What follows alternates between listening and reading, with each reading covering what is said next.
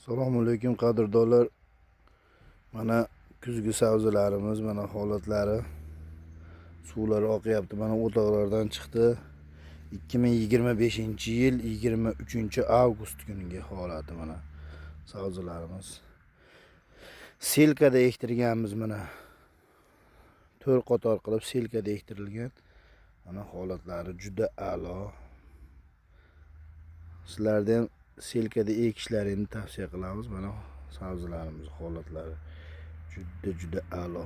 O'toqdan chiqdi, yakkalatib qo'ydik. Selkada ekishlarini tavsiya qilamiz. Mana hammasi o'zimizda sabzi mana. Ekilgan yerimiz. Hammasini selkada ektirganmiz. Rahmat hammaga. Like bosganlar qo'llari dard ko'rmasin iloyim. Hech ham kasal bo'lmasin, qo'liga tikon ham kirmasin.